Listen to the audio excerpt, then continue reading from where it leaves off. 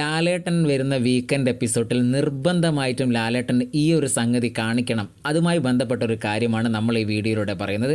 നിങ്ങൾ വീഡിയോ മുഴുവൻ കണ്ടതിന് ശേഷം നിങ്ങളുടെ അഭിപ്രായം കമൻറ്റായി രേഖപ്പെടുത്തുക. നമുക്കറിയാം, ശൈത്യ ഫാമിലി സ്റ്റോറി പറഞ്ഞപ്പോൾ ആര്യനും റെനയും കളിയാക്കി ചിരിച്ചത്, ഒപ്പം സരികയും ചെറുതായിട്ടൊന്ന് കൂടി. സരികയെ നമുക്ക് മാറ്റി നിർത്താം.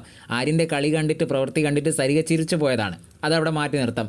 അവിടെ കൃത്യമായിട്ട് അഭിലാഷും ഷാനവാസും അക്ബറും ഒരു പക്ഷം ചേരാതെ കൃത്യമായിട്ട് ഇവരെ ചോദ്യം ചെയ്യുന്നതൊക്കെ കണ്ടതാണ്. അതിനുശേഷം റൂമിലെത്തിയ ആര്യൻ വീണ്ടും പൊട്ടിച്ചിരിക്കുകയാണ്. അങ്ങോട്ട് അപ്പാനി വരികയാണ്, അപ്പാനി ഒപ്പം ചേർന്ന് ചിരിക്കുകയാണ്. അപ്പോൾ ഇവർക്ക് ഇതൊന്നും ഒരു പ്രശ്നമേ അല്ല. ഒരാളുടെ ജീവിത കഥ പറഞ്ഞ് അത്രയും വേദന പിടിച്ചൊരു കഥ പറയുമ്പോൾ അവിടെ ചിരിച്ചത് പോട്ടെ എന്ന് വിചാരിക്കുക. അത് ഓർത്ത് വീണ്ടും റൂമിലെത്തിയിട്ട് ഇവർക്ക് ഈ അഭിലാഷ് ഇടപെട്ടതും ഷാനവാസ് പറഞ്ഞ, അക്ബർ പറഞ്ഞത് ഇത്രയും പ്രശ്നങ്ങൾ ഉണ്ടായിരുന്നു, ഇവർക്കൊരു പ്രശ്നമേ അല്ല. ഇവർ റൂമിലെത്തിയിട്ട് വീണ്ടും ചിരിക്കുകയാണ്.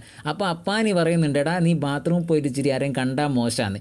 എന്ത് വളരെ മോശപ്പെട്ട കാര്യം നോക്കണം. ഇത് പ്രേക്ഷകർ കാണുന്ന ലക്ഷക്കണക്കിന് ആൾക്കാർ കാണുന്നതാണ്. അവരാണ് നിങ്ങളെ മുന്നോട്ട് നയിക്കുന്നതിൽ ഒരു ബോധം ഇവർക്ക് ഇല്ലാണ്ടായി പോകണം.